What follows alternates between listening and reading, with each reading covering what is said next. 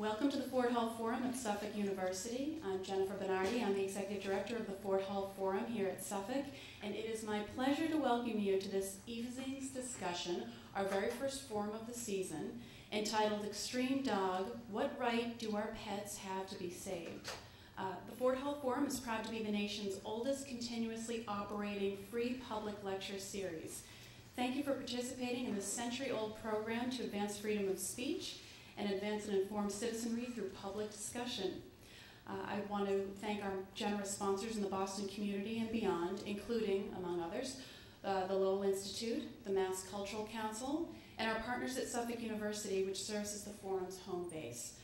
We also thank our members whose generosity makes this free public event possible. If you're not already a member, please feel free to visit the table just outside of the theater and join us. It is your support that keeps the forum alive, independent, and free to the public, so thank you very much. This event, like many of our programs, is being recorded and will be available as a webcast on the WGBH Forum Network and on fora.tv. If you are sharing a comment or a question, please use the microphone here or the microphone there when the time comes, not only so that you'll be heard, but so that you'll also be captured on video. Also, please understand that by speaking, you are giving the Ford Hall Forum permission for us to record you. And lastly, everyone, if you will, take a moment to turn off your cell phones if you forgot on your way in. Thank you.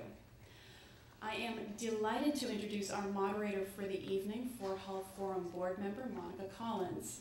Monica is the creator and writer of Ask Dog Lady, a humor and lifestyle column about dogs, life, and love that's syndicated to over 400 newspapers nationwide. Monica hosts the radio program Ask Dog Lady on WCAP 980 in the Merrimack Valley. She is a regular guest on the Callie Crossley Show on WGBH FM in a continuing series called Pup Culture. Monica is also a communications consultant and media strategist for nonprofit organizations, a former staff writer and media critic for USA Today and the Boston Herald.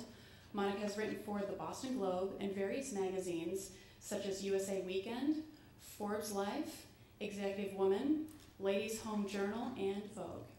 Her canine muse is Shorty. Now as I turn the microphone over to Monica, please help me welcome her.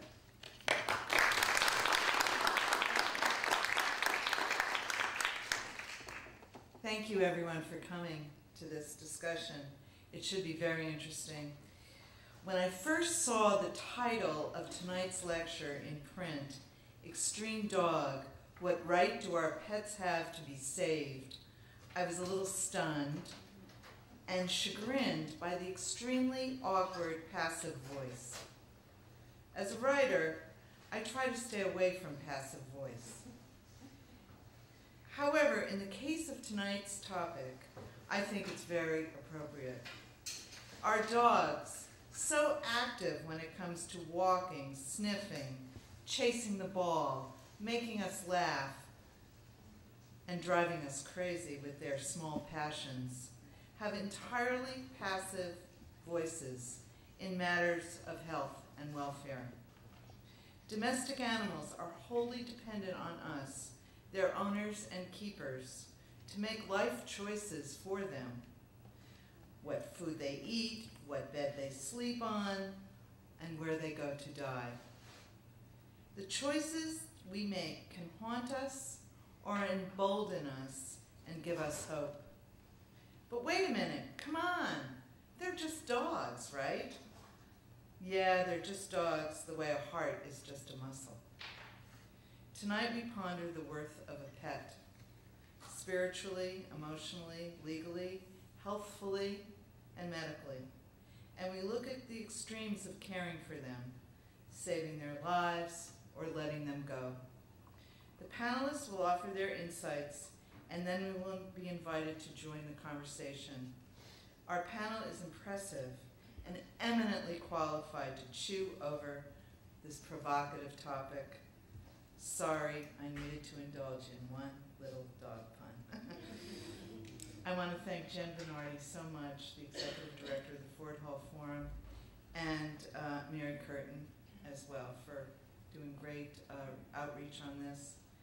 And now I'm very, very pleased to introduce, I'm going to introduce all of them, and then each one will come up here to speak.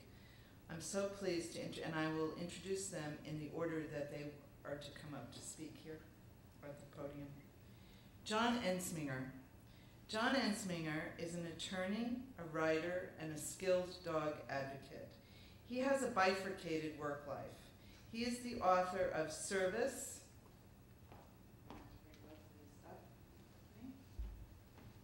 John Ensminger is the author of Service and Therapy Dogs in American Society, Science, Law, and the Evolution of Canine Caregivers, a very practical and helpful compendium you can purchase after the lecture.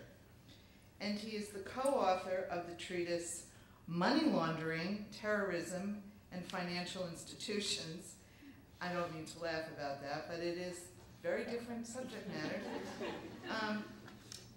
Both published by as well as the newsletter, the USA Patriot Act Monitor, both published by the Civic Research Institute. Ensminger has been the chair of the Banking and Savings Institutions Committee of the American Bar Association Tax Section. He has also been editor-in-chief of the Journal of Taxation and Regulation of Financial Institutions. As a dog advocate, he reports on legal and scientific issues affecting skilled dogs at doglawreporter.blogspot.com. Ensminger and his dog, the outgoing Labradoodle, Chloe, our therapy dog team, who I believe is on the cover of the book. Our therapy dog team and regularly visit hospitals, elder care facilities, schools, libraries, and a cerebral palsy institute. Joann M. Lindenmayer is an associate professor of public health in the Department of Environmental and Population Health at the Cummings School of Veterinary Medicine at Tufts University. Lindenmayer has been a principal or co-principal investigator for several veterinary ventures, including USAID's Respond Project, the largest award in the history of Tufts University. Lindenmayer's experience ranges from monitoring the health of Nigerian sheep, conducting studies using dogs as sentinels for Lyme disease, and working with the Vermont Department of Health and the CDC. She was the founding director of Brown University's MPH program, a member of the Veterinary School Board of Overseers, and is now a member of the Tufts Global Health Initiative.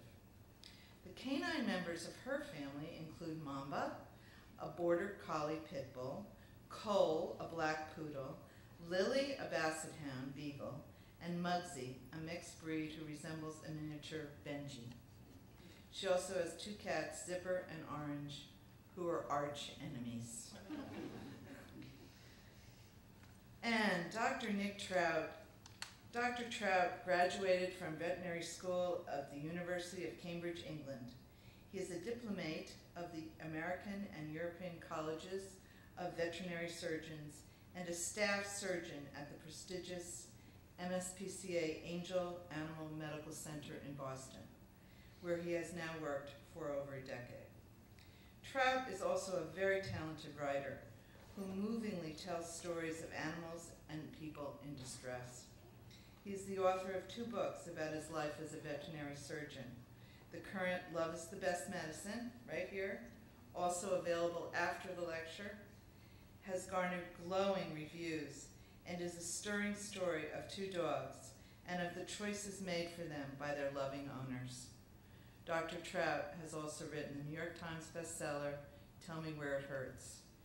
He has 2 lucky dogs, Meg, a yellow Labrador, and Sophie, a Jack Russell Terrier. And now, John Ensminger, if you will address our topic. Thank you very much.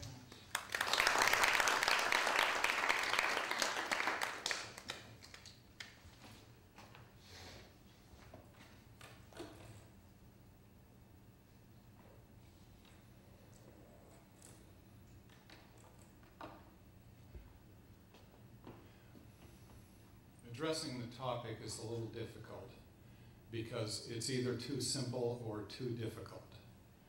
What rights do our animals have to have heroic measures taken to save them? Simplistically, none. Animals are property, and under the legal system, they remain property in most jurisdictions for most purposes. One writer, Stephen Weiss, who's looked at this quite a bit, had an analogy that I'm afraid is all too true. Your dog has no more right to have a heroic measure to save its life than your car has the right to go to a great mechanic, or your suit that has gotten too small for you has the right to go to the greatest tailor. It just isn't there. That said, I don't think the law is static on this. I think the law is changing, and I think it's changing for the better. But rather than adding a lot of footnotes that would say for this or that situation in this or that jurisdiction or this or that court that what I have just said is overly simplistic, I'm going to look at it from the other perspective, which I mean the perspective of the legal theoretician, the law professor, the employees of think tanks that look at animal rights.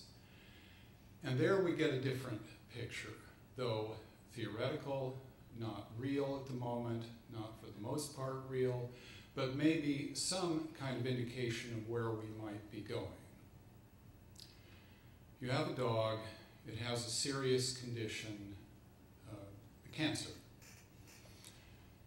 You take it to the veterinarian, one of our esteemed veterinarians, and you are told, we have an experimental study that indicates that a new technique has a good chance of success. That technique comes, fortunately for you, with relatively little pain to the dog. But it's going to set you back $100,000. Now, I don't want to cite a specific study. I'm really looking at maybe 20 or 30 papers that have been published in law reviews in the last decade. But there is a strain of argument that would say something like the following. Your relationship with your pet should not be one of ownership, but of guardianship. You should look upon this animal as something closer to a child or a partner or a friend, something else. And because of that different relationship, you should have a different level of obligation. Now, you can't know what the dog would say, assuming that the cognitive abilities of the dog could rise to understanding all the medical issues that I've presented. But you can look at the dog's interest to some extent. And so the argument might run, and has run to some degree, if the treatment of the dog is not painful, and if the likelihood of success is high, then economics should not drive your decision. That would seem to say that in the minds of some people who are extrapolating from present conditions to possible legal theory, that you should take the animal to this veterinarian and allow for this kind of treatment to be presented. I don't have $100,000, you say, okay? That's where it becomes difficult. The veterinarian should certainly cut down his or her fees to make this more practical. The medical facilities that are going to provide the testing and the use of very expensive equipment should also be willing to cut their expenses, so it is argued. And you should go ahead with this. Now, suppose, despite all that, you can't do it. You get the price down to $50,000, but it's still not possible for you to raise the money, and it's going to ruin you. The guardianship theory is thorny, and one of the reasons why it's thorny is what happens if a neighbor who does have more money than you comes in and says, you know, it's right. The relationship should not be one of ownership, it's guardianship, and you're not a good guardian because you can't do this. I would be a better guardian. Goes into court for an order to show cause as to why he should not be appointed the guardian. The law is conservative, and part of the reason why it's conservative is not just because so many members who practice it are Republicans, but also because the law is always thinking in the back of its head, if you can imagine the law having an intelligence, which I know is a matter of some debate. But if you think of it, that the law is always concerned that the seamless web of the law is going to have an effect over here that isn't predicted over here. And I think that's the reason why jumping into some of these legal theories is a little bit problematic. There are, on the other hand, things that are happening in between the two extremes that I've just portrayed. But I'm suspecting that I'm hitting up against my time, or so you'll have to ask me questions, or somebody. Well, I could keep going. I thought I was. I want to get Dr. Lindenmayer speaking, and then we will ask you questions. Then you will start attacking. You presented the scenario for us, and now we will delve into it. Oh, okay.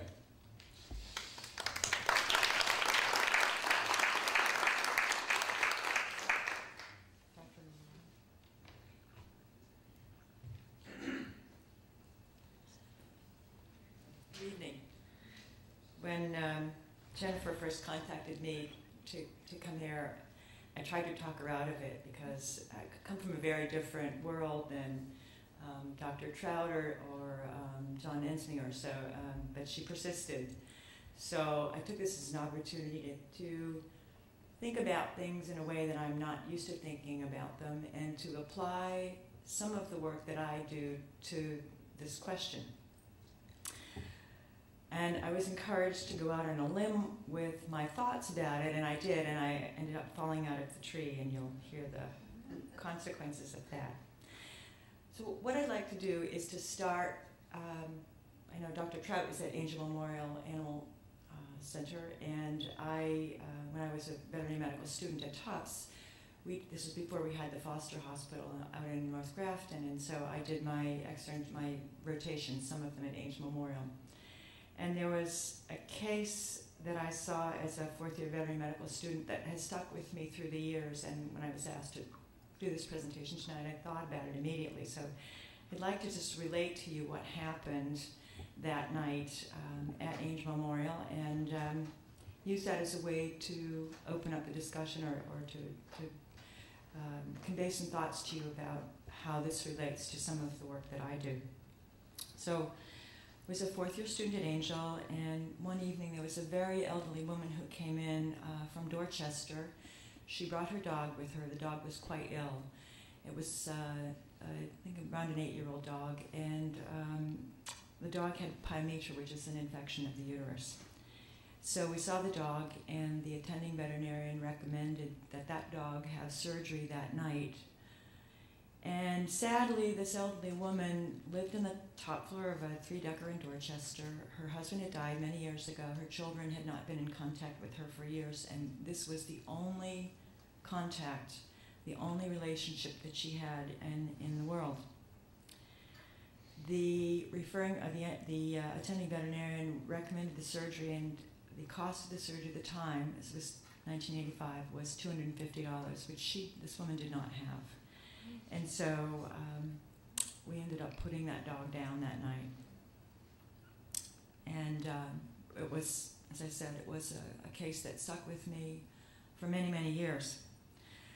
So you might think that that's the story of one woman and one dog, and that's where we ought to leave it. But I'd like to go out on a limb with this and take a somewhat broader perspective of the whole relationship, and what rights and what responsibilities did we all have that evening towards that woman and her dog. Before I do that and incorporate some of my work in public health and public service, I'd like to just address the question for a moment, which is, what right do our pets have to be saved? On what do we base the decision, and who decides? And I will preface the rest of my remarks by saying that from my perspective, I would agree with John Ensminger that, first of all, as we talk about rights, as we apply them to people, certainly, rights are universal. And you all know what those rights are: the right to free speech. Some people would argue that there's a right to health care, a right to clean water, but they're not without limits. And you all know the classic case of crying fire in a crowded theater. Those rights bump up against other people's rights and against other kinds of concerns. So the thing about rights, though, is that they apply. If we have a right, it doesn't apply just to one person or one group of people, but it applies across the human species.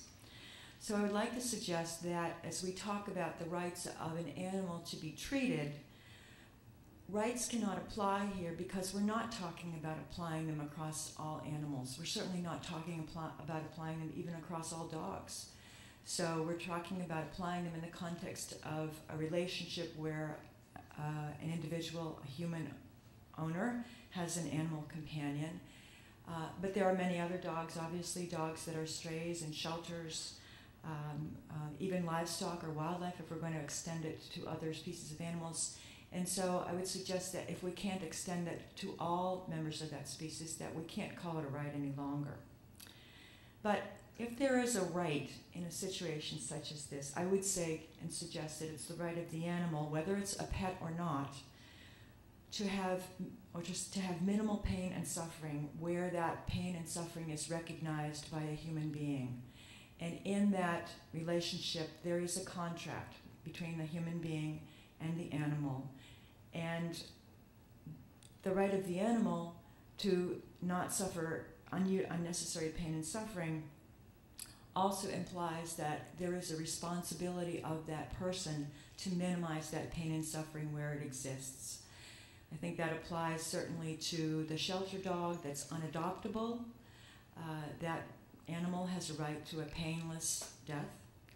I think it applies in the case of laboratory animals that for whatever reason, whatever experiment is being done, they have a right not to have unnecessary pain and suffering attend the conduct of that experiment.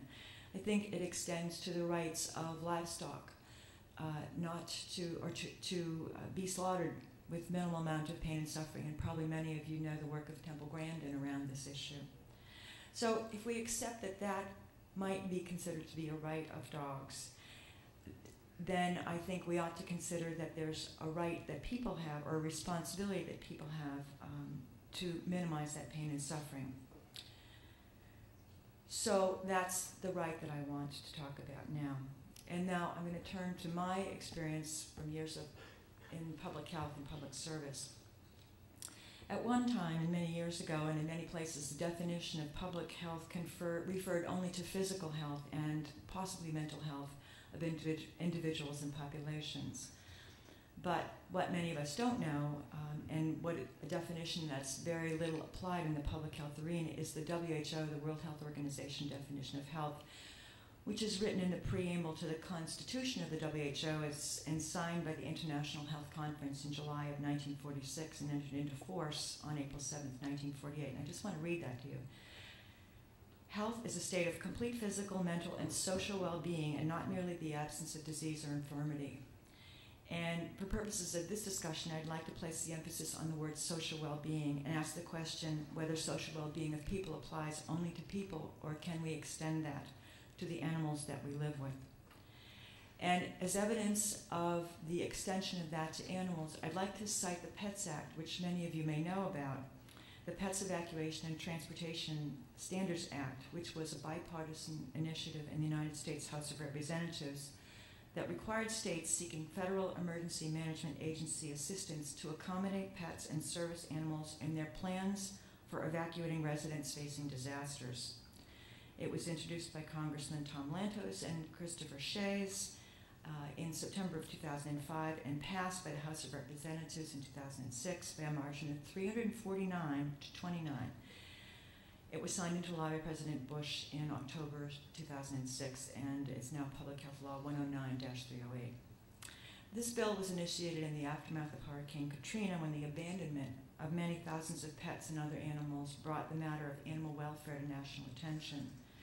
And the bill's primary proposer, Congressman Lantos, indicated that a press picture of a child being separated from his dog was the bill's catalyst. And to quote him, "The dog was taken away from this little boy, and to watch his face was a singularly revealing and tragic experience. This legislation was born at that moment." He explained a little bit more fully in the congressional record. "Personally, I know I wouldn't have been able to leave my little white dog to a fate of almost certain death. As I watched the images of the heartbreaking choices the Gulf residents had to make, I was moved to find a way to prevent this from ever happening again." Now, the bill was put into law, it was passed, and is now a matter of public policy, although it provides no money to communities that include pets in their disaster preparedness plans. But it does establish that the social well-being of people can apply to the relationship that they share with their animals. I'd also like to briefly expand on this, and I'm happy to answer more questions about it, but to include a recent experience with a topic called One Health, which is related to some of the work that I do in global health. And it's not a new idea, but what it is a recognition that the health of animals, people, and the environment is all interrelated. As an illustration, one of my colleagues, someone I don't like too much, said that if I had to kill all the animals in the world to keep one person healthy, I'd do it. This clearly overlooks the fact that if we were to kill all the chickens in the world to avert an avian influenza pandemic, that many poor families all around the world would lose valuable sources of protein and income that could pay for needed drugs, feed families, and send children to school. However, One Health is being applied globally to reinforce the interdependence of people, animals, and the environment. So I'd just like to put that out there for later discussion, and I'd like now to return to the elderly woman from Dorchester. She had a social bond with her dog. We don't know what happened to her after her dog was euthanized, but it's my suspicion from seeing her that she had some hard times. She may have stopped taking care of herself. She may have decided that life wasn't worth living any longer. Although it's often argued that she alone was responsible to bear the cost of that surgery, which she could not afford. Or if she could not, she also was responsible for bearing the consequences of living without that dog. It could be argued that it is in society's interest to pay the cost of the surgery, which at that time was $250, both to keep the dog alive and to keep that animal in her social network. The dog did not have the right to be treated. It only had a right to a humane death. The woman had the responsibility to assure painless death, and she did. But did we, as a society, have the responsibility to help her keep her social network such as it was intact? Thank you.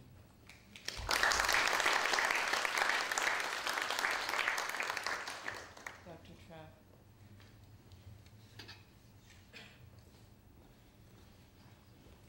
Good evening. Once upon a time, a few of my clients might take me aside and, in order to convey the gravity of the situation, whisper, "She's like my child."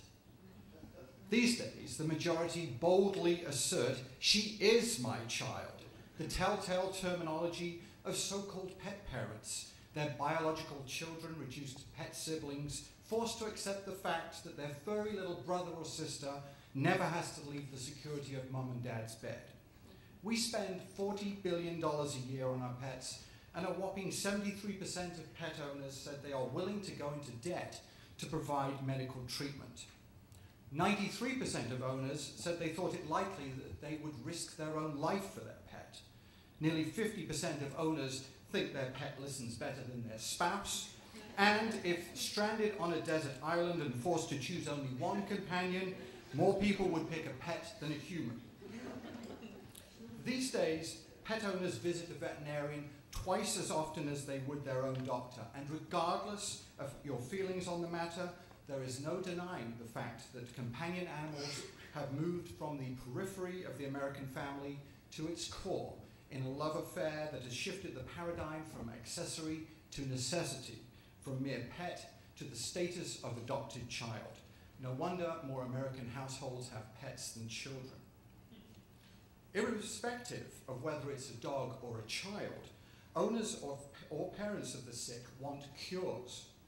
Essentially, as a veterinarian, I am being asked to restore or prolong the bond we humans share with animals. We want the advances in our own healthcare to be available to our animals. In the last 20 years, MRI, CAT scans for pets have become routine. Today, veterinarians perform open heart surgery and renal transplants, provide joint replacements, prosthetic limbs, anti-cancer vaccines, gene therapy, and set up cancer patients for chemotherapy and radiation therapy. There is nothing medically inappropriate or experimental about these treatments. Veterinarians are not the purveyors of false hope. However, it is essential for me to take a big step backwards and ask myself, is this the right thing to do for this animal? That we can offer and do all these things is not tantamount to saying we should do all these things. Rarely, an owner will ask me to do something that I believe to be misguided or verging on animal cruelty. That's an easy call. For the most part, our discussions and our decisions are far more tricky. Consider this scenario. In walks an 8-year-old Bernese mountain dog called Moses. 8 years is a good age for a Bernese mountain dog, but Moses has bone cancer. He needs an amputation. Do you have a problem with a 3-legged dog? Do you think dogs look in mirrors and worry about being spurned at cocktail parties? Hopefully your answer is no, but consider this. If I do nothing, Moses will live about 5 months. If I do an amputation, Moses will live about 5 months. To make a difference in Moses' lifespan, I need to add chemotherapy. And I need to tell you that if we do add chemotherapy to that amputation, 50% of dogs will live for 1 year, and 20% of dogs will live for 2 years. Does that change the way you think about Moses? Do you still want to go forward? Remember, this is doggy time. For some owners, an extra week with their beloved pet would be a blessing. For others, anything less than a year is wholly unacceptable. For Moses' owner, she told me to go ahead, and we did the surgery, we added the chemotherapy, and Moses did great. And then a year later, 2 golf ball-sized masses were located in Moses' lungs. Do we stop at that point? Do we say enough is enough? The scientific evidence suggests that we could do another surgery, and this owner insisted that I do.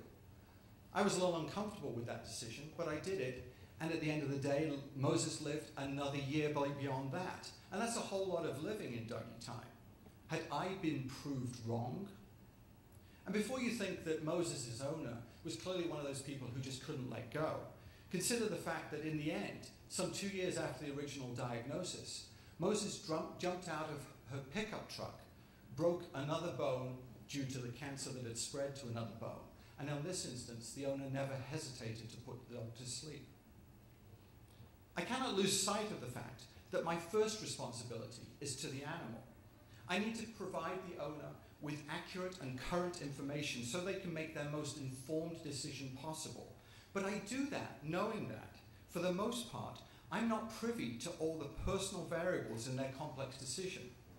The owner might have very specific and justifiable thoughts on the handling of terminal illness in a loved one.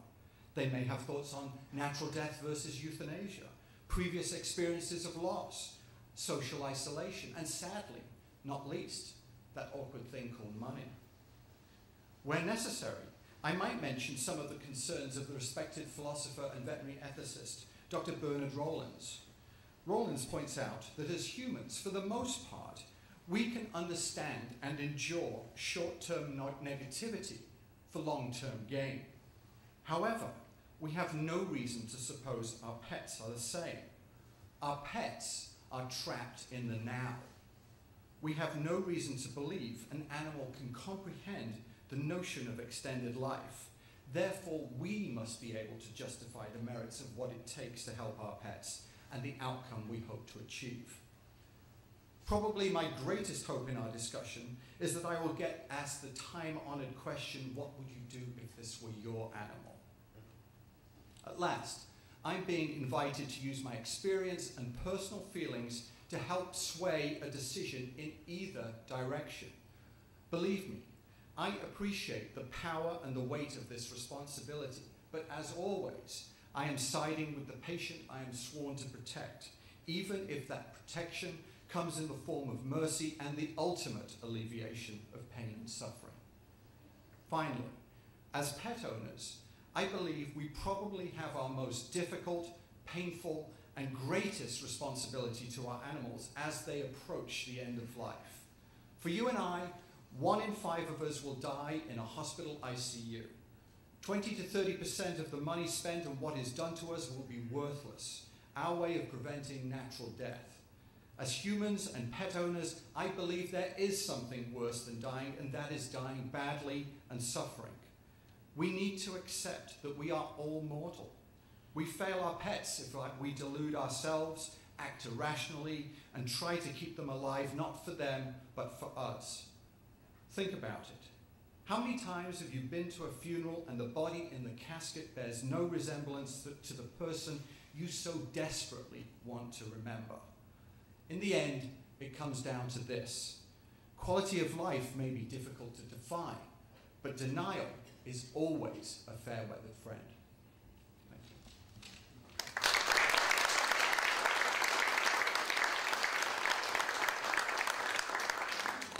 Thank you so much. The three of you have presented such great viewpoints on this topic. And you helped me with the legal definition of dogs. A dog is legally worth no more than a couch, right? In most legal contexts, a dog is going to be assigned fair market value. The damages awards in most courts are still determined by fair market value. However, that is one of the areas where I think there is substantial change going on. It began, I believe, with the service and police dogs, where various legislatures decided that it was inappropriate to allow fair market value to determine what kind of award the person who lost the animal should get. And they started to discuss and apply damage awards that would include veterinary expenses and replacement cost. And when you talk about a service dog that, say, a guide dog, you may be talking $50,000 these days. You're talking tens of thousands of dollars. And police dogs, some of the police dogs that are now being trained for scent identification work, this can be a year and a half training procedure. So the dog gets killed in the line of action. It's no longer just fair market value, but that is the fundamental rule. You're correct. Dr. Lindenmayer, I'd like to ask you too about flea and tick medicine. I mean, flea and tick medicine affects all of us, right? So there are public health issues that start with the dog. And there was a story out of Britain, I think a year ago, about it had been detected a dog with SARS, warning people not to sleep with their dogs because there could be something passed from human to pet. How concerned should we be for these things with our pets? Let's just talk about the pet now, or all dogs as they fit into the ecology of the population. Let me just ask for a little clarification. Do you mean how concerned should we be for the dog, or how concerned should we be for the owner? Well, right now I'm speaking for everybody. I'm speaking for the dog and the owners. Okay. There are many conditions that affect both dog and owner, and I would suggest it's not just things like parasites and infectious diseases, of which many are emerging, but also conditions such as common environment. an animal that is overweight or obese is likely to have an owner that is overweight or obese, and the underlying reason may be there is no safe place to walk. So it extends way beyond the obvious kinds of things. But I'd like to answer that with reference to a case of an elderly couple who had diabetes. And because his hospitalizations, and he had some procedures, and he developed MRSA, methicillin-resistant staph aureus, which can be a very dangerous condition and is quite common in our hospitals, long-term care home facilities, and actually is increasingly common in veterinary medical facilities as well. We're increasingly recognizing it in animals. And he was treated for the MRSA, and he developed it again. He cleared and then developed it again, and was treated again. And there were about 3 cycles of this, until finally someone asked him about his situation at home. And in fact, he had a dog at home, and the dog was found to be colonized, not infected. In fact, the dog had been transmitted from the human owner to the dog, and when the dog was treated, he cleared finally. So there's clearly many instances where there are they could be considered to be individual health problems or public health problems in some cases. And probably the most well-known, and the one which has a huge amount of support in the public health community, is rabies. And when you think about that, that's a great example of our practicing veterinary medical community collaborating very closely with public health.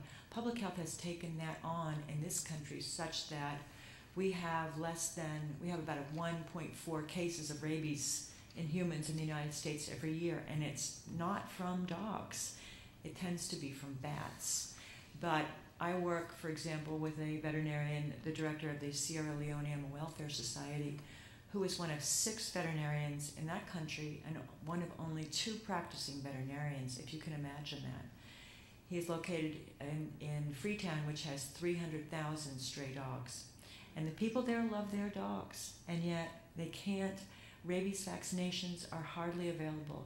And even if there were enough, there would not be enough veterinarians to administer them. Wow. So, it's not an easy topic, but there are many public health issues for which there is not sufficient support on either the part of the medical community, the public health community, or the animal owner to deal with those. You brought up there, I just want to say this, that you brought up there Katrina and what Katrina showed us. I mean, what right do your pets have to be saved? I mean, that was a classic situation.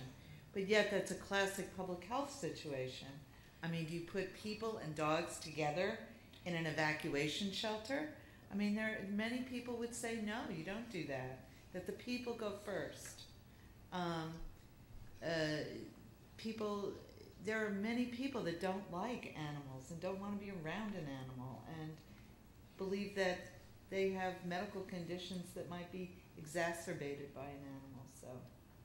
No, and I think that to me is a great example of public policy that was made in recognition of that relationship. Just if I could just have a few more comments on that. There was an article in a veterinary medical journal several years ago that asked the question. The topic of it was veterinary medicine and the lifeboat test. And the premise was that the human population is on the Titanic and we're about ready to hit the iceberg, and that veterinary medicine as it is currently practiced, that is largely, at least in the United States, pet medicine. And the premise was that when the lifeboats were deployed, veterinarians, as they currently are engaged in practice, will not be invited into the lifeboats. Physicians will be invited in, educators will be invited in, researchers will be invited in, but veterinarians will not. And I think what I learned from Hurricane Katrina is that not only is not that they won't be invited into the lifeboats, but that people won't get into the lifeboats if they can't bring their animals with them. Yeah. And that is the real public health issue. Dr. Trout, in this book, which I enjoyed reading I mean, it was hard to read it, but it was very, I enjoyed it. Love is the best medicine. There's a story in the book about a dog that faced a cataclysm in Bermuda and was flown up to Massachusetts to be dealt with. Obviously, the people that can come to you and that can bring their animals to you for healing and help are people that have the money to do so. Mm-hmm.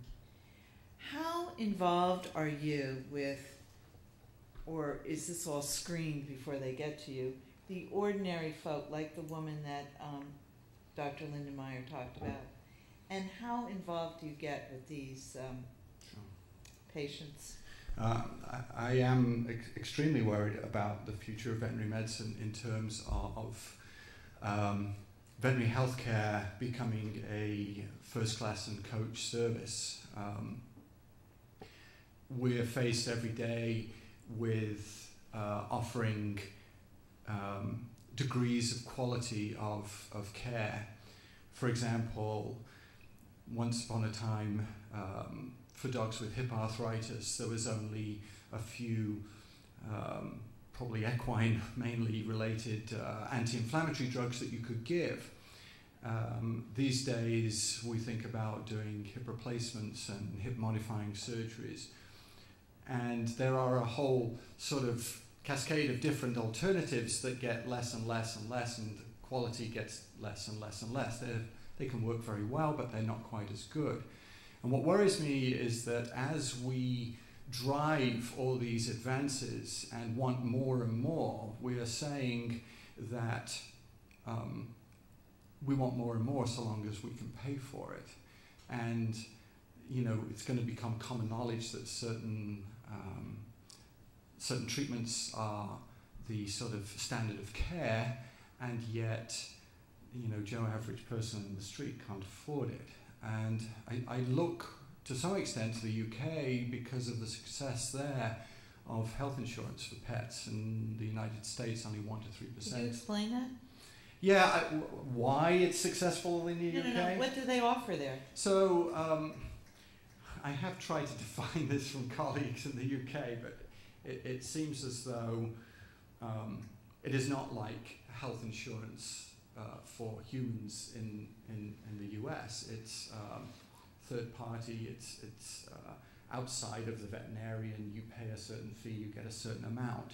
But many of the referral hospitals, the bigger hospitals over there, have come to sort of basically say, if we're seeing you, you really need insurance because you're going to thank us for it.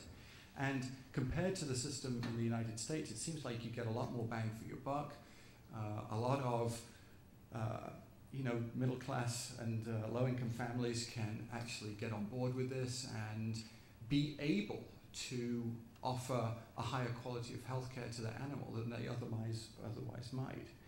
But it's, you know, the genie's out of the bottle. This is just getting worse and worse, and it's great that we can offer these things, and it's great that people want animals in their life for as long as possible, but that does come at a price. But what a horrible choice that you make. What a Solomon decision you have to make. Yeah. Your dog or $10,000. Yeah. I mean, that's what it comes down to, right? In some instances, it really does. Yes. And Your it's cat or $10,000. Well, it's interesting that, you know, people talked about how the veterinary industry had been able to ride out the economic downturn. But if you talk to the people in the trenches in the emergency rooms, they'll tell you that, yes, we're seeing the same number of animals coming through the hospital, but we're increasing the number of euthanasias because people are not able to do that. I mean, I have other crazy things. A couple of months ago, I did eye surgery on a guinea pig. And I know you're smiling, but the total bill for this animal was around $1,000. Mine was just a small portion of that bill, but it was genuine. You know, there was a lot of medical management, and it later turned out that the owner, at follow-up, the animal was doing great, but she confessed that she was unable to pay a mortgage that month. Wow. And I would say, you're risking your family for a guinea pig? to me, something was off. Now, she justified it. She took that responsibility. If I'd have been the person who'd been talking to her at the time, I might have said, you know what? We're talking roof overhead. Let's get that right first. How do you even know that a guinea pig has eye problems? Is it running into the Someone wall? tells me it has an eye problem. It's just such a hard thing to think about, this kind of money thing. But have you had a situation that, can you tell us a happy story so that we're not, can you tell us a story where people might expect the worst, but it turns out that the animal is more resilient than they might think? Yeah, I mean, all the time. All the time. Yeah. That's good. I mean, I get to the point where I kind of lose track of those kind of stories. But I just want to know one thing. That dog that had the back legs, cartwheels, Yeah. that has 2 legs and then a cartwheel that I saw on the street recently. Uh-huh. Is that dog a happy dog, or is that dog just the same, believes that it has 2 back legs? I think that's a very difficult issue. I think that dog is a happy dog if the person who lives with that dog is invested in what it's going to take to make that a happy dog. Okay, got I it. think there are a lot of moments when there will be genuine happiness where I don't even think about my back end. But going into that, you have to realize that you're becoming a serious caregiver for this animal. And if you're not, then you are not serving this animal appropriately. We're going to take your questions, so if you have them, please come up and ask a question.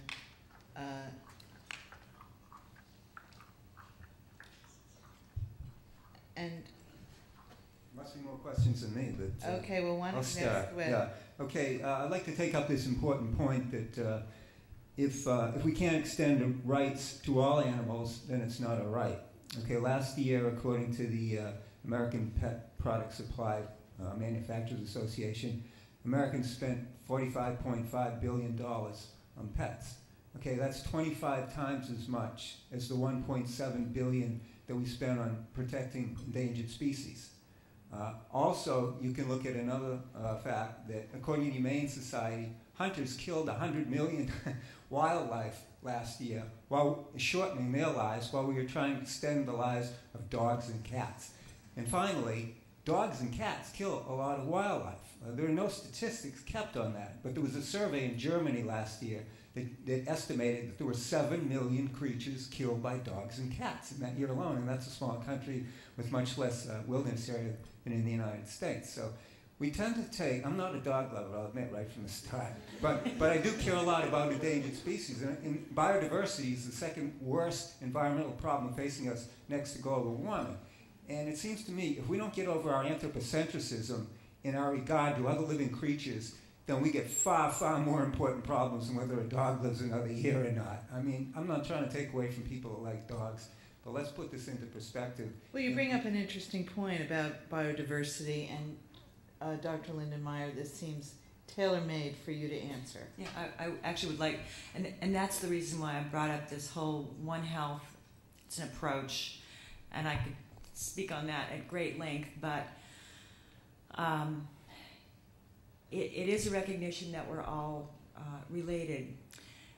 I will say, somewhat unfortunately, the way it's being applied is only to emerging infectious diseases and almost only to emerging infectious diseases from wildlife. A lot of effort is going into protecting people from those diseases that wildlife carry. Where I like to see that, and actually as a consequence of that, what we have are human sentinels for wildlife diseases. Because as it turns out, about 75% of the emerging infectious diseases that affect people come from wildlife, so that's why the focus on wildlife.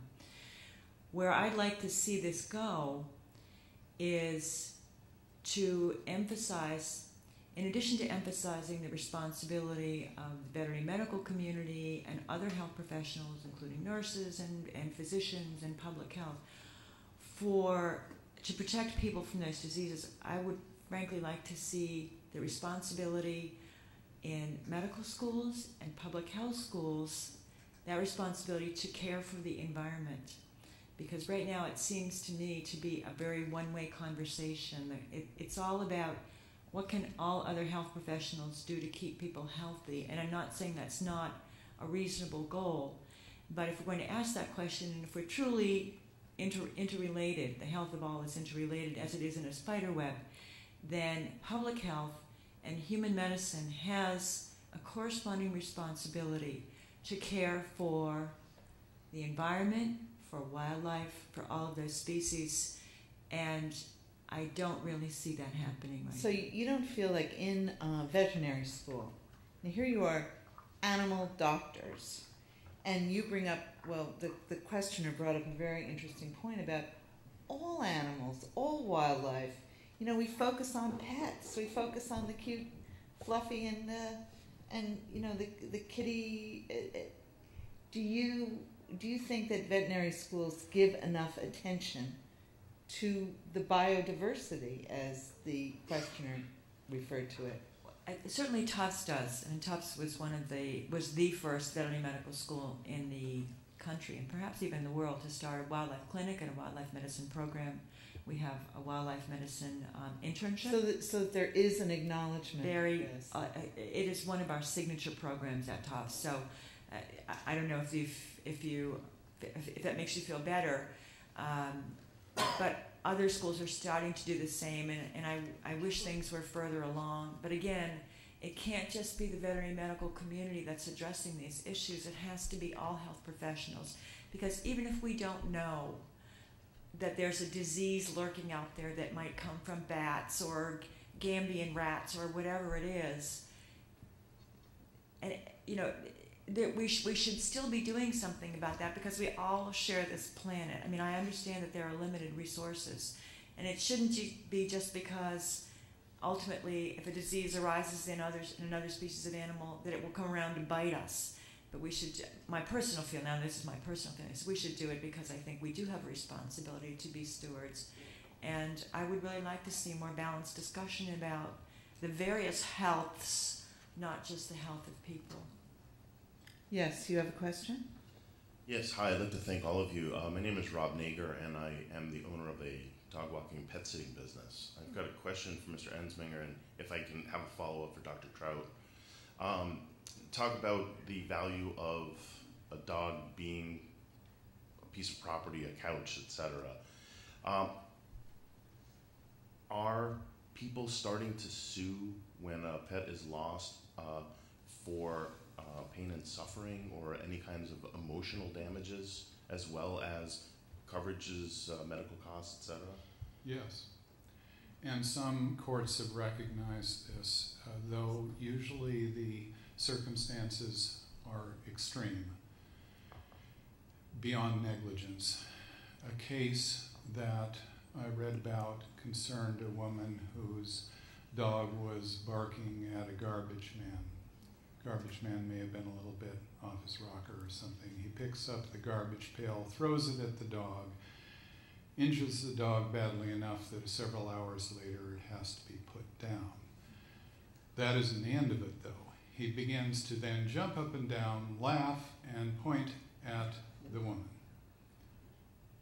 enjoying the frustration and pain she is showing. The court found that this was an egregious enough situation, and probably, I would guess, felt that it read so horribly that the court was not concerned about appellate decisions overturning this perspective and awarded damages for the emotional distress involved. The pet did not have any substantial value in terms of breed value or service dog value. So yes, it's starting to happen.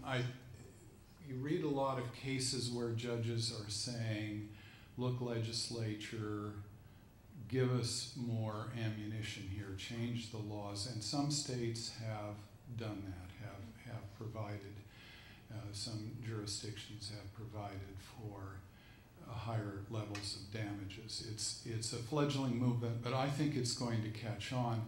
I think it's going to catch on in part because of this family connection, this feeling that these pets are distinguishable from livestock, where horse, cattle, sheep, and pigs, and my father was in that industry his entire life, where these are commodities traded as property and valued as property and even subdivided into derivatives as property. Pork bellies, looking at my friend who's a tax lawyer in the audience, you know, that this is it makes sense as a commodity. Your companion animal doesn't. And I think that there's an increasing judicial recognition.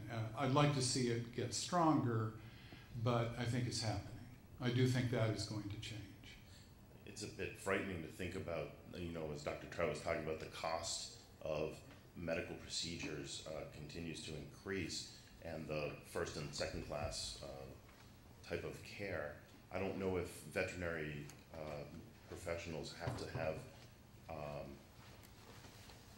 malpractice insurance or not, but I would assume that if this movement continues, that's probably going to come on board, and costs will be very interesting. I was trying to avoid that in order to keep some level of comity on the panel here. Sorry. Because the issues there, I think it's fair to say that the veterinary profession and the AVMA and other subgroups of veterinarians are not of one mind on this.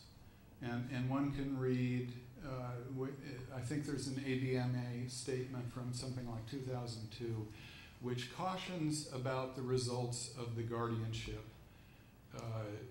approach.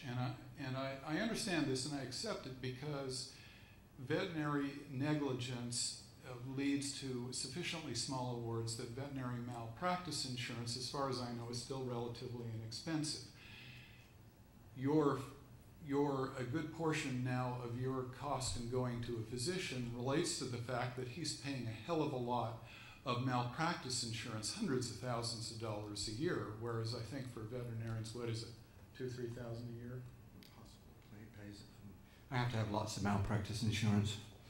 But it's still, I think it's, I think my statistics and my notes are a little old, but it's a fraction of what it is. And so that's a problem. It's one of the issues that comes up when you talk about valuation. The other point is that there's a concern about the need to practice defensive medicine. That if we're already very aware of the cost of veterinary care. You add more malpractice insurance, then that cost is going to go somewhere. Probably the client's going to pick that up. The veterinarian's going to be having to act a little bit more cautiously, and will your animal's healthcare suffer as a consequence? I've also heard that the internet is the enemy of the veterinarian. Not the enemy, but that more and more patients are going to the internet, looking up things on the internet, going to the veterinarian, loaded with all this information, quote unquote. So that is. Thank you. Did you have a question for Dr. I do, Trout? but there's other people. Maybe at the end, if there's time, I'll come back for a follow-up. Okay. Yes. Hi, my name is Joel. I already spoke to Monica and John. But this question is kind of for whoever wants to answer it. It's kind of a situation that might awkwardly worded question. So my dog is epileptic, and I'm epileptic. So he suffers seizures whenever we take him to the veterinarian. So it's kind of hard, like when he has a constant ear infection. So whenever it bothers him, we have to take it to check it update, not daily, but a couple times a month, maybe sometimes. So it's kind of hard to take him to the vet because I guess he smells something and it just like reacts and he has seizures. So we have difficulties whether we want to take him or not because we don't want him to go through another seizure attack. And then there are times where he's had to have checkups, and he's had to stay nights, sometimes once even a week at an animal hospital to like find out what was wrong with him. We've never had to have operation or surgery on him, like any drastic surgery, but I just wanted to compare it to recently. My grandmother was in the hospital, and we spent a lot of money for her to be put through care and to have all these tests and stuff. And unfortunately, she died. But I want to bring up the question that family is irreplaceable, whereas dogs, if someone loses a dog, one can easily go out and buy another dog. Would this be a legitimate reason to maybe put down a dog and then just go out and buy another one? Do you understand what I'm saying? Kind of. Can I just reword it and tell me if I'm going too far here? No, go on. So you have a dog. Your dog is epileptic. Your dog has seizures. Your dog is constantly in distress. Mm-hmm. Your dog also has another medical problem. Constant ear. Oh, constant ear infections. Constant. So you think to yourself, gee, should I just put the dog out of its misery? You begin to think, well, the dog is probably miserable. Should I put the dog out of its misery and try to get a new, healthier dog? Well, not just out of like one day say, oh, I'm putting him down. If there's a part in his life where he needs to go through extensive surgery and it's really expensive to go through the surgery, whereas getting a new dog would be less expensive. Do you know what I'm saying? I sound like a horrible person, but no. I think you ask a very legitimate question. You ask something that. Okay. Yes. Give it a go. I would say, I mean, you're almost answering your own question. Certainly, I mean, if you are bringing that up to that level, then there are instances where you could be faced with a terminal illness. What you're describing to me does not sound like it's that severe. Yes, it's frustrating. Yes, it's maybe hard to manage. I think if you told me, you know what, we've done all these things, I'm watching an animal who's miserable, who's suffering, then I would say, sure, that's a very viable reason for saying enough is enough. I don't need to see this anymore. But your description of sort of an animal who has some seizures and some ear problems, I would be sort of saying, well, that's the price you pay when you decide to share your life with an animal. If you don't want to pay that price, then you shouldn't, but someone else might want to. If someone else doesn't want to, it may come down to the same result. But I mean, when you take on that animal, that's part of the silent oath you swear to that animal, because that's what it means to have a pet. Thank you. Can I just add something too, Monica? Okay. It is possible with low level of certain types of drugs. For example, I have our poodle has seizures as well, and on a low level of phenobarb, it's perfectly fine. So every day he gets that, and it becomes a simple matter. Then it becomes fairly easy to manage. And ear problems similarly, perhaps your dog hasn't had the right treatment. Perhaps it's a yeast infection. It's hard to know, but it does almost sound as though these are chronic problems that if you found, if your dog were put on the right drug, that perhaps this wouldn't have to be a chronic problem. So you need your vet to come to your house. I also just wanted to kind of like from a veterinarian's perspective, if not even like my dog, if another dog was serious enough where it had to come down to the put down like kind of scenario or decision, would you suggest that? Like, and do you know what I'm saying? Like, I don't think I'm getting my question out clearly. Like, if it came down to where someone had to decide whether to put down their dog, and they asked you and they were like, well, what would you think? Would you suggest kind of like, putting down and then maybe suggesting like another dog? Like, do you know what I mean? Would I suggest switching straight from one dog to the next? No. Well, like, because, people, like, for someone who needs companionship, and their dog's obviously, like you see that it's not going to make it or something, I think that depends on the individual. I mean, I would say the vast majority of pet owners I meet are in emotional turmoil when they lose an animal, and it's just a reflection of the relationship they've shared. And I know some pet owners who've already got the next dog lined up. That's part of the continuum, if you will. I know others that will just, one dies, next day they get another one, and others for whom they will never ever get another cat or dog. They just can't let them in. The pain is just Too great, yeah. I remember a couple of years ago meeting a couple, and I could not get through to them that every animal is different. They just couldn't. They love dogs. They'd meet them in the street. They'd love to engage them, but they just couldn't risk doing it again. George Carlin, the late comedian and kind of philosopher, he said, and this has stuck with me, life is a series of dogs. Which, thank you for your question. Yes, John, do you have a question? Yes, I do. Hi. I'm thinking about my friends who've gone through chemotherapy. It certainly was extremely difficult and painful and not at all pleasant. So when we speak of giving it to dogs, are we really helping them? Yeah, I mean, part of my reason for using that example was shock value, because actually side effects and complications in dogs are fairly uncommon.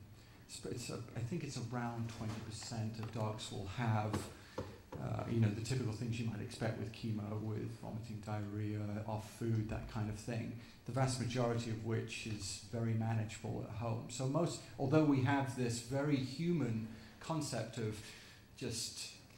they don't lose their hair. Right, hair loss and misery and just can't face the day.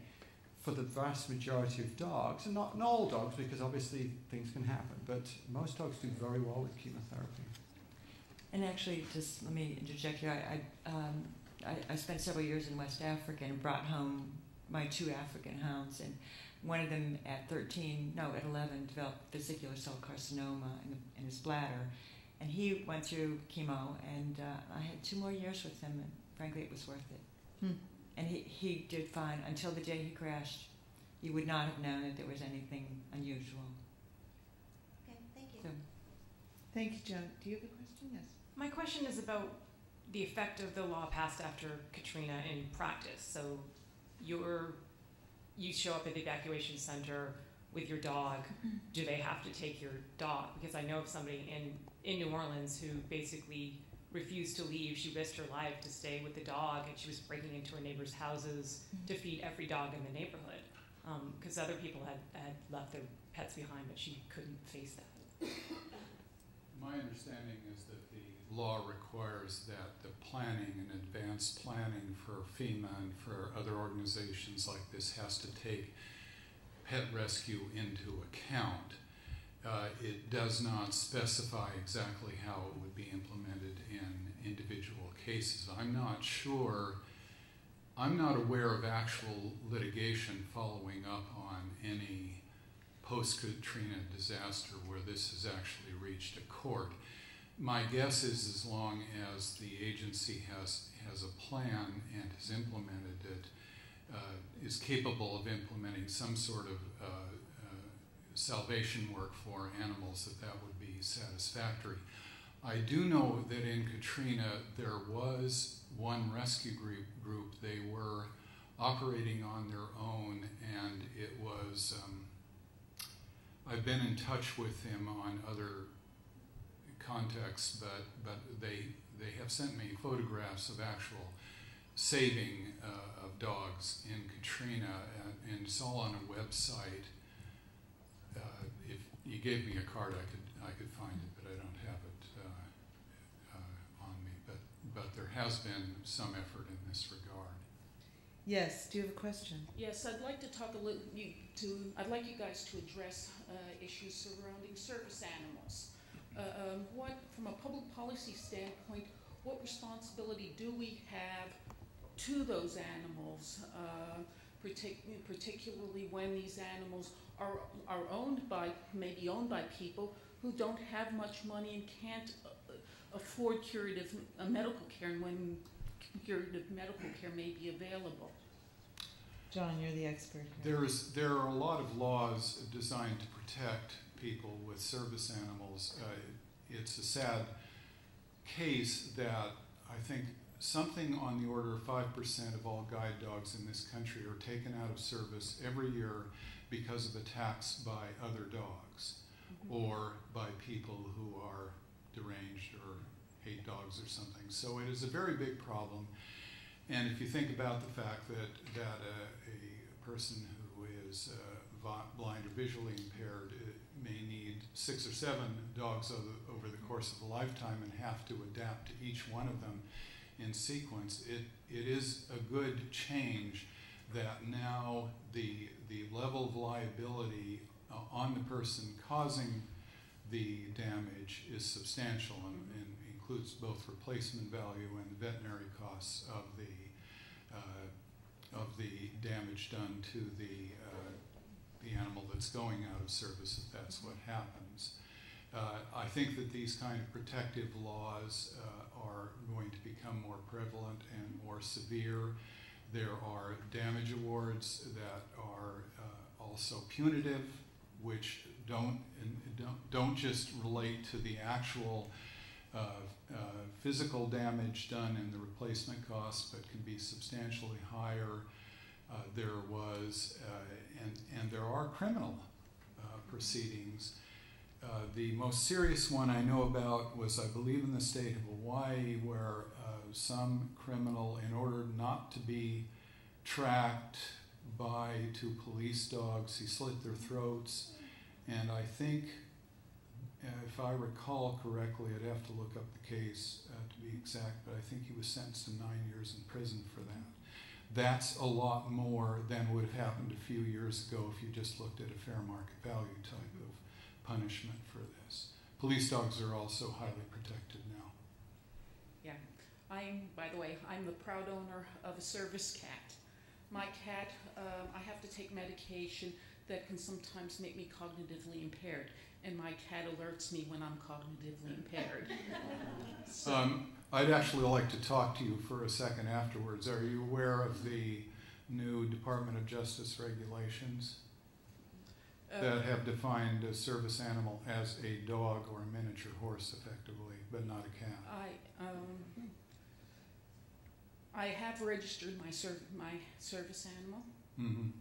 I've done what I've registered my service animal with a couple of organizations. She has ID. She has an ID card. Okay. I've done what I can. Right. But from a public policy standpoint, sometimes being able to care for, let's say my cat gets sick and I can't pay for the medical care and it's curative, and my cat actually, because of what she does, provides benefits to me, proven medical benefits, because I know when I'm having problems with my own medication. Mm-hmm. And one of the I'm trying to think of what sort of provisions might be available or get people thinking about from a public policy standpoint. Would it be worth it to put money aside somewhere so that blind animals, some blind person whose service animal needs a curative treatment and can't afford it, can get it? Mm-hmm. You know. There are organizations that attempt to do this. Probably not enough. Right. But Thank you. Yeah. Thanks a lot. You have a question? I do. I know that there's several members of the veterinary community out here, and I'm going to ask this question and sit down and let you guys answer. But here's my question. We obviously have a lot of owners who end the pain and suffering of their pet through humane euthanasia. Obviously, that's what we in the veterinary community hope for. But as we have grown and found out that owners, just like with their family members, want to keep them around for just as long, we find more and more of these people who are not willing to humanely euthanize. I'm just wondering what your take is on whether or not it is within an animal's right to receive hospice care, or whether or not it's the right of a veterinarian to give hospice care to these animals. So I'll let you answer. Could you define hospice care for an animal? Dr. Trout? I mean, we have staff members who deal with, I guess what you describe palliative treatment that is extending life but not expecting to achieve a cure, and that extension is always taking into account quality of life. I actually kind of anticipated someone was going to ask something along those lines. And you know, I remember putting this to the both the AVMA and the Royal Veterinary College to say, you know what, if I decide this animal is suffering, I don't want to put this animal to sleep, what can I do? I mean, can I just say, no, your animal needs to, you know, be euthanized?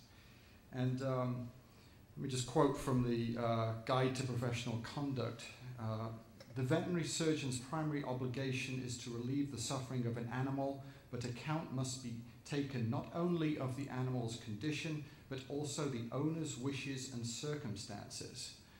And veterinary surgeons can only advise their client and act in accordance with their professional judgment, which isn't very helpful.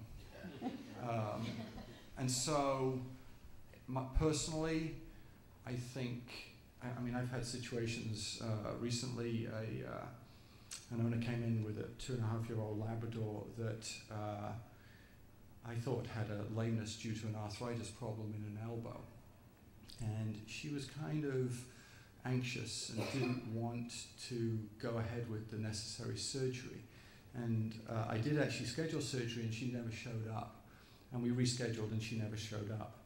And then about 3 months later, she suddenly appears, and this dog now has a very obvious lump on a shoulder. And this lump is a very highly aggressive cancer. And she let me get a biopsy, but then she didn't show up. And by the time I actually saw this case, it was, in my opinion, completely inoperable. I said, there is no point me doing surgery on your animal. And she still wanted me to do surgery. And I said, I'm not prepared to do that. I said, sadly, I don't believe we have any viable option for your dog apart from enjoy what life you have, be comfortable. I can certainly make sure of that. And I can recommend other surgeons, other facilities that you may want to go talk to, because maybe they would be willing to perform a procedure, but I'm not. And I think that's what it comes down to. What also was unspoken was the fact that she lost her father from a cancer that had been misdiagnosed and so there's oftentimes this back history. And I think as veterinarians, you may be treating animals, but really you're treating people as well. And if you don't engage in that and find out what's motivating you to not put this animal to sleep, to insist that you keep this animal in your life, for the most part, you'll discover that there's some major reason. And usually, hopefully, you can get to the right decision and save the animal from suffering. Friends, we have 5 minutes. I just wanted to let you know in case you want to do final. I want to ask Dr. Trout and Dr. Lindenmayer the very gut-wrenching question that I tell you, I get a letter to Ask Dog Lady occasionally about this. How do I know when the time has come? And I'd like to hear the veterinary perspective on how does a pet owner know when it's time to go see you? For the most part, I think if most pet owners are honest, they know. They know. Because, their pet lets them know. I had an old man came in with a dog with a bone cancer, and this thing was massive, but the dog was running around as though, and there was no problem. I couldn't understand it. And he didn't want to go with an amputation, and he was just said, I'm just going to enjoy what time I have. And I thought, am I going to see you again? Are you going to step up? Are you going to do the right thing? And he did. He came back and said, it's time, let's do it. And I think another guide that I tend to leave with owners is, make a note of all those fun things that your pet does, all those things that let you know that all is well with the world, and jot them down and stick them on a refrigerator and come back to them years later. And when they're not being done by your animal, you'll start to know it's time. Couldn't that just be old age?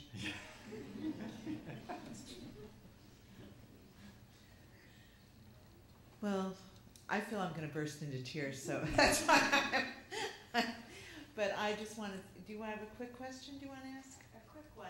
I don't know if it's common sense or not because I've lost it in my own life, but it seems to me that in order to keep this, like Angell Memorial Emergency Care, it's a scarce resource. There's not that many of those centers with 24/7. You can bring your animal in the middle of the night and there's a surgeon and neurologist on call. And it seems to me there needs to be a certain amount of $1,000 guinea pigs and $15,000 dogs just to keep the place open. But some people think I'm crazy, but could you just respond to that? Yeah, I mean, Angell is non-profit, but it's always a struggle to balance the budget, even when you're charging lots of money. Because there are those cases for which, the bottom line is if an animal comes in and an owner has no money, we're still bound to do the right thing by that animal, even if ultimately it's the alleviation of pain through euthanasia. And we're not looking to do that. We're looking, if you've got an otherwise healthy animal with, yes, you've got a broken leg or whatever, something that can be fixed relatively easily, then we'll step up and, we're going to incur some of those costs. It's a very hard issue. At Tufts, we had the $20,000 goose with osteosarcoma, which was an interesting case. But we do have a fund to help people out who can't afford the care for their animals, the Travis Fund, and people can make donations to that. My understanding is it's never enough, but it's a good source of funding for people who really can't afford the care that their animal needs. That's a very nice way to end this, on the note that there is hope, not just for the pets, but for the people who love the pets and care for the pets and maybe can't afford care for their pets. There are these funds where they can go. I want to thank our panelists, Dr. Nick Trout, Dr. Joann Lindenmayer, John Ensminger. And I want to say that the books by Nick Trout and John Ensminger are on sale as you leave, if you'd like to get them. And I just want to thank all of you for talking about this. Thank you so much for coming.